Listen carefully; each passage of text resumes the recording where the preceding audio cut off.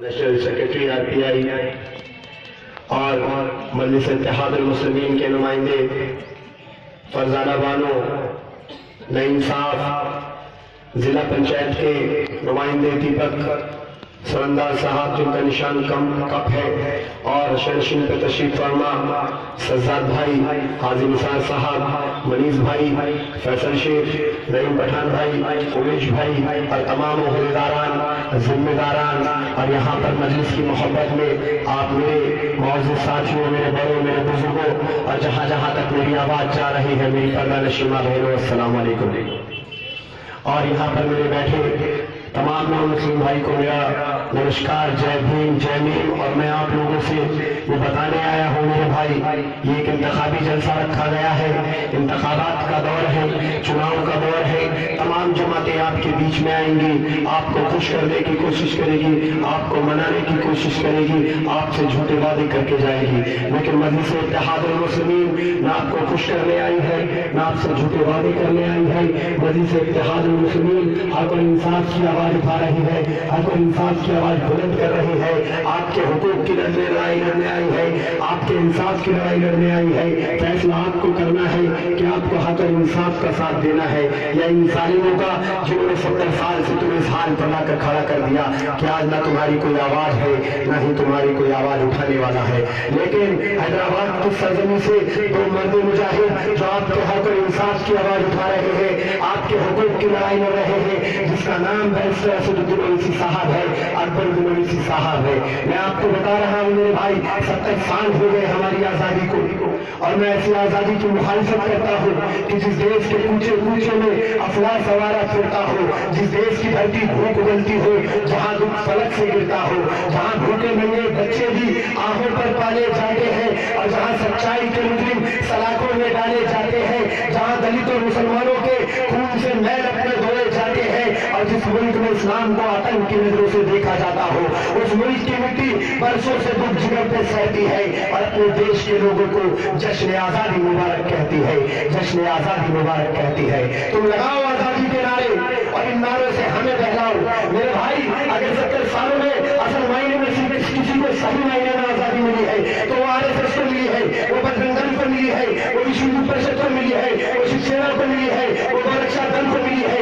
ये चाहे तो गाय के नाम पर हमारा खून बहा दे, ये चाहे तो गादी में अखलाक को मार दे, ये चाहे तो मिनाज को झारखंड में मार दे, ये चाहे तो पुणे में मोहसिन शेख को मार दे, ये चाहे तो दलितों को सयाम रोडों पर पीटे मेरे भाई, क्योंकि इनको आजादी मिली है। हमें कुछ मिली है तो सिर्फ गुलामी की जिंदगी, ना यहाँ पर बोलने पर आजादी, ना यहाँ पर सोचने पर ताजरे, पैरों में आज भी है गुलामी की जंजीरें। मेरे भाई उठकर दर्दमंदों का सुबह शाम बदलो तुम, और जिसमें हम नहीं शामिल वो निजाम बदलो तुम, वो निजाम बदलो तुम, बदलोगे निजाम को मेरे भाई, बदलोगे।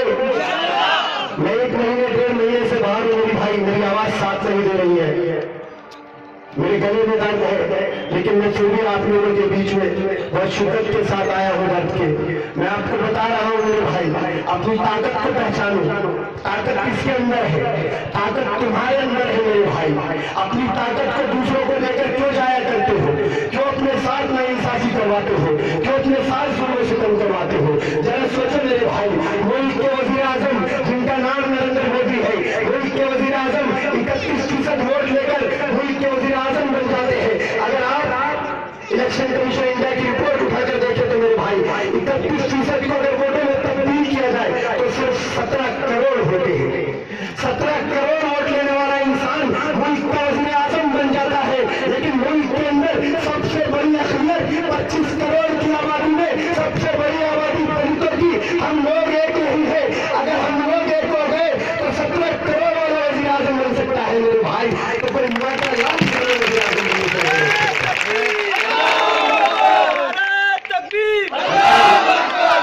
अपनी ताकत को पहचाने मेरे भाई, ताकत किसके अंदर है? ताकत हमारे अंदर है। ये 1 उंगली है मेरे भाई, मैं इसको डेस्क पे मारूंगा हल्की सी आवाज आएगी, 2 को मारूंगा थोड़ी और आवाज आएगी, 3 मारूंगा थोड़ी और बढ़ेगी, 4 मारूंगा और बढ़ेगी, 5 मारूंगा और बढ़ेगी, और जब ये मुट्ठी बन जाएगी मेरे भाई और फिर मारूंगा तो टूट जाएगा ना, है ना? अपनी ताकत को पहचानो। ताकत किसके अंदर है? ताकत तुम्हारे अंदर है मेरे भाई। सेकुलरिज्म पर मत जाओ। सेकुलरिज्म के नाम पर काटा गया है, सेकुलरिज्म के नाम पर पीटा गया है, सेकुलरिज्म के नाम पर तबाह बर्बाद कर दिया गया मेरे भाई। ये लोग आपके बीच में आएंगे और जब भी इख्तियार का वक्त होता है, चुनाव का वक्त होता है, ये आते हैं आपके बीच में। ये कांग्रेस के ठेकेदार, ये उनके पल्लू और दामन में बंधे हुए लोग, जब भी इख्तियार का वक्त आता है, इंतखाबात का दौर आता है, चुनाव का दौर आता है, ये आपके दरवाजों पर आएंगे, कहेंगे भाई इस्लाम खतरे में है, ईमान खतरे में है, सेकुलरिज्म खतरे में है। मेरे भाई इनसे सवाल करो, अगर इस्लाम खतरे में है, ईमान खतरे में है, तो कांग्रेस के दौरे इख्तियार में 50,000 से सुसाइड किसने करवाए? किसने हमारी बस्तियां जलाए? किसने हमारे घरों को बर्बाद किया? किसने हमारे बच्चों का कत्ल किया? बाबरी मस्जिद का ताला किसने तोड़ा? बाबरी मस्जिद में मूर्ति किसने रखवाई? मोहम्मद की सड़कों पर हमारी माँ बहनों को लेकर किसने घुमाया? मेरे भाई न तुम्हारा ईमान खतरे में है, न तुम्हारा इस्लाम खतरे में है, असल में इनकी दुकान खतरे में है।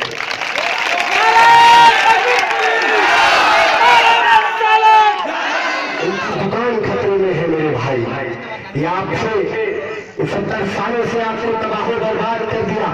आज अगर सेक्टर कमेटी की रिपोर्ट आती है, बताइए 70 सालों में हमने उनका साथ कब नहीं दिया? सेकुलरिज्म के नारे पर इन्होंने हमसे वादे किए, तुम्हारी बस्तियों को खुशहाल करेंगे, तुम्हारे बच्चों का मुस्तकबिल संभालेंगे, तुम्हारे बस्तियों में उजाला करेंगे, तुम्हारे बस्तियों से अंधेरा दूर करेंगे।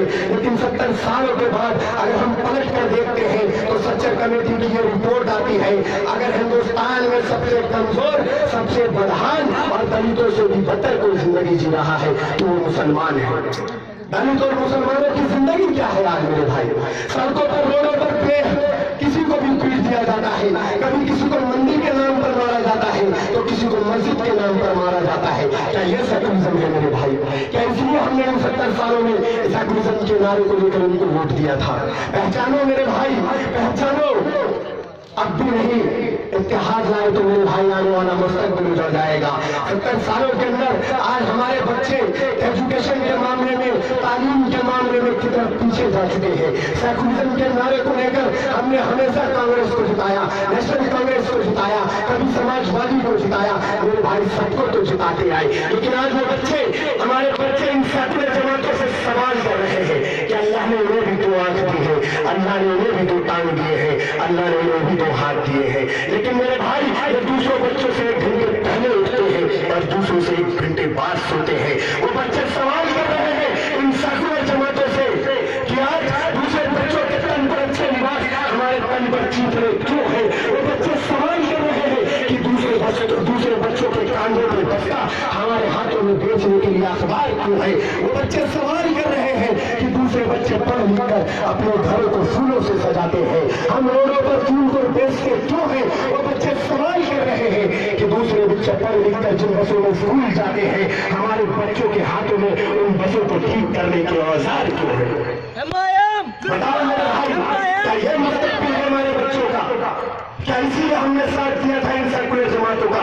लेकिन मेरे भाई मजलिस इत्तेहाद मुस्लिमीन आ गई है, मजलिस इत्तेहाद मुस्लिमीन का पैगाम है, मजलिस इत्तेहाद मुस्लिमीन कामयाब होगी तो हमारे बच्चों के कांधों में बस्ता होगा, बेचने के लिए हाथों में अखबार नहीं, हमारे भी बच्चे पढ़ लिख कर घरों को फूलों से सजाएंगे, रोडों पर फूल नहीं बेचेंगे, हमारे बच्चों के हाथों में कलम होगा, हाथों में औजार नहीं। मेरे भाई दोगे, लाओगे इत्तेहाद इंशाअल्लाह, लाओगे मेरे भाई? दूर से आया हूँ आपको जगाने, आपको बेदार करने, ये बताने कि वक्त आ चुका है, एक इंकलाब लेकर आओ मेरे भाई। दूसरों के झंडे मत उठाओ, दूसरों के नारे मत लगाओ। हर किसी का झंडा उठा लिया, हर किसी का साथ दे दिया, 70 सालों से साथ देते आए हो, अब तुम्हारे बीच में तुम्हारा अपना आया है।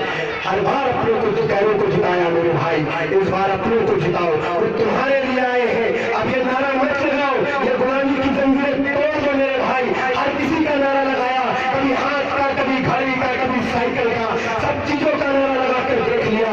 अब नारा लगाना है तो लगाओ सिद्दीक की सदाकत का नारा, उमर की अदालत का नारा, उस्मान की सखावत का नारा और अली की बहादुरी का नारा। जो नारा लगता था कि जीतेगा भाई जीतेगा, ईमान वाला जीतेगा। कौन है ईमान वाला? राहुल गांधी ईमान वाला? कौन ईमान वाला? मुल्ला इमरान ईमान वाला? अखिलेश ईमान वाला? मोदी ईमान वाला? कौन है ईमान वाला? कौन है ईमान वाला? आवाज दो भाई। मेरा कायद दिनों अकबर दिनों तो मेरे भाई अपनी ताकत को पहचानो, और जो आज है मंच पर ये पैगाम दिख रहा है, जो इतिहास दिख रहा है, आप इनको कामयाब करो, ये आपको कामयाब करेंगे, तभी जाकर इतिहाद बनेगा मेरे भाई। तभी आज ये लोग कहते हैं मुल्क के वफादार नहीं मेरे भाई। बताओ हमने मुल्क से कहां पर वफादारी नहीं करी? ये हिंदुस्तान को बांटने वाले कुछ पागल पाकिस्तान चले गए और कुछ पागल हिंदुस्तान में रह गए, और आज उन पागलों की नाजायज औलाद हिंदू मुस्लिम को लड़ाना चाहती है, कमजोर करना चाहती है। लेकिन मेरे भाई हमारे अजदादों ने कहा था कि हमें इस मिट्टी से मोहब्बत है, यह हिंदुस्तान हमारा था, हमारा है और हमारा रहेगा। हम बोले तो सदाकत है हमारे मुंह में, तुम्हारी जुबान थोड़ी है, सभी का खून शामिल है यहाँ की मिट्टी में, किसी के बाप का हिंदुस्तान थोड़ी है, किसी के बाप का हिंदुस्तान थोड़ी है।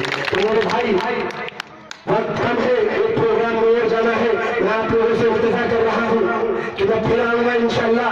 जिस दिन आप लोग इन नुमाइंदों को जिता कर लाओगे तो मैं वादा करता हूँ मैं फिर से आऊंगा आपका इत्तेहाद देखने, आपको मुनज़्ज़म करने। तो एक बार इरादे के साथ मेरे भाई बताओ, हाथ खड़े कर जिताओगे अपने लोगों को?